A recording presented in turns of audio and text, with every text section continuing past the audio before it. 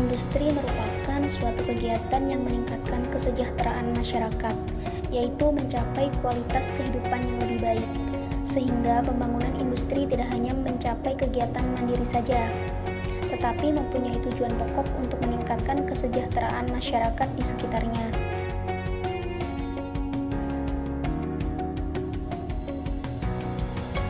Sektor industri masih memberikan kontribusi terbesar pada struktur produk domestik bruto nasional sepanjang triwulan 2 tahun 2020 dengan mencapai 19,87%. Guna menjaga kinerja industri, pemerintah berkomitmen untuk memberikan stimulus atau intensif yang dibutuhkan saat ini.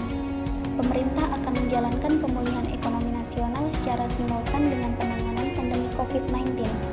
Artinya mendorong aktivitas sektor industri juga harus tetap mengikuti protokol kesehatan yang ketat. Berdasarkan laporan Badan Pusat Statistik, terjadinya kontraksi 5,74% pada industri pengolahan non-migas pada triwulan 2 2020 yang disebabkan oleh wabah COVID-19. Sementara itu, di periode yang sama, perekonomian Indonesia tumbuh minus 5,32% secara tahunan. Namun demikian, Menperin optimis pertumbuhan ekonomi Indonesia bakal membaik pada kuartal 3 2020, apalagi pemerintah telah banyak mengeluarkan stimulus kepada pelaku industri, termasuk sektor industri kecil menengah untuk memajukan kembali kinerja mereka. Merujuk hasil survei pada rilis IHS Markit, PMI Manufaktur Indonesia pada bulan Juni 2020 berada di level 46,9 atau naik dibandingkan bulan sebelumnya dengan 39,1 poin. Peningkatan ini juga menunjukkan peningkatan kepercayaan bisnis terhadap kondisi pasar yang lebih normal.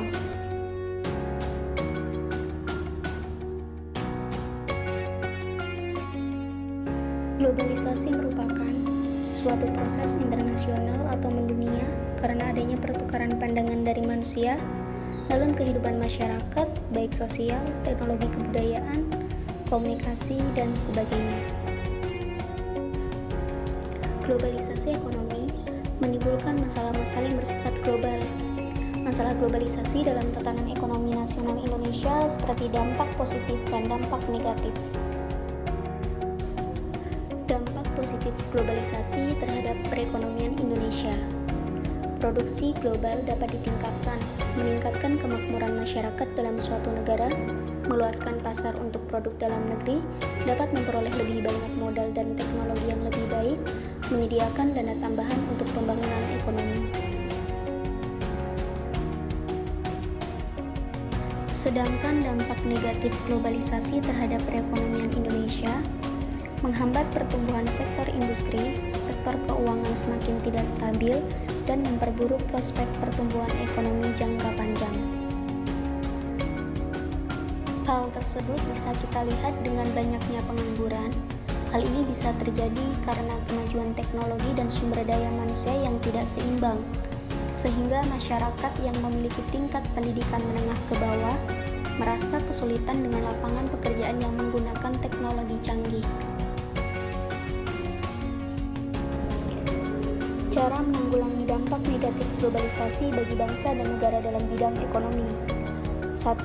Pendidikan moral Pancasila perlu diberikan kepada generasi penerus melalui pendidikan dari TK sampai perguruan tinggi. 2. Pemantapan rasa nasionalisme, pendidikan kewirausahaan dan kebangsaan, budi pekerti, pembinaan kegiatan pramuka perlu diberikan kepada seluruh bangsa Indonesia melalui pendidikan di sekolah. 3. Peningkatan keagamaan dan organisasi sosial. 4. Pendidikan dan keterampilan usaha, kewirausahaan, peningkatan kualitas produksi dan usaha perekonomian, dan peningkatan SDM di bidang teknologi informasi dan komunikasi perlu dikembangkan. 5. Pelestarian budaya daerah lokal dan budaya nasional.